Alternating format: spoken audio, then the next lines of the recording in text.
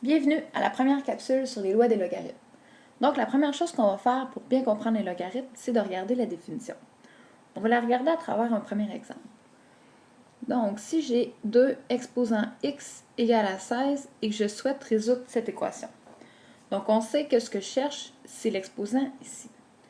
Donc, je cherche x tel que x est défini par l'exposant que l'on donne à 2 pour obtenir 16. Donc, c'est bien l'exposant ici que je recherche.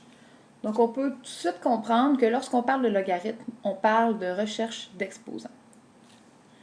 Donc, dans ce cas-ci, c'est assez simple. Si je recherche l'exposant que je peux donner à 2 pour obtenir 16, je sais que nécessairement, le x doit être égal à 4, puisque 2 exposant 4 est égal à 16. Donc, si on regarde la définition formelle, ce qu'on a, c'est b exposant x égale à y. Donc, quand j'ai une équation de cette forme-là et que je recherche la valeur de x, je vais pouvoir la transformer sous forme de logarithme. Et quand je réécris ça sous forme de logarithme, j'écris on cherche le logarithme en base b de y qui est égal à x.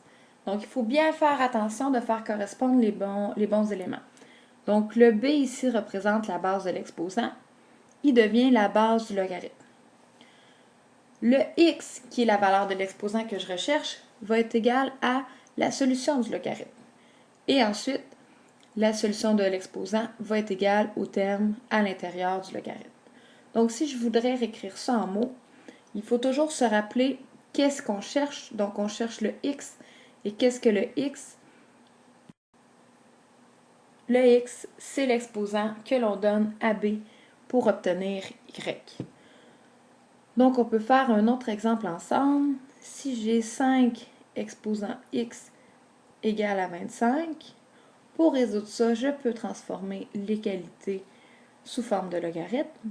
Donc, j'obtiens le logarithme en base quoi? Bien, ma base de mon exposant devient la base de mon logarithme. Donc, mon logarithme est en base 5. De quelle valeur?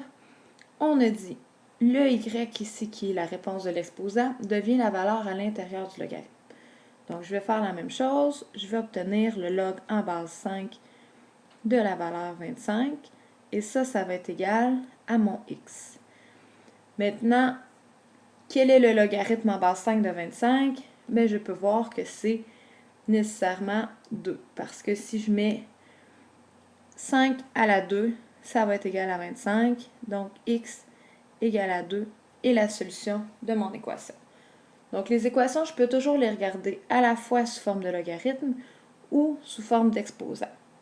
C'est certain que lorsqu'on va faire des calculs de façon mentale, donc sans notre calculatrice, il est beaucoup plus facile de les transformer sous forme d'exposant parce que les exposants, on est facilement capable de les calculer mentalement.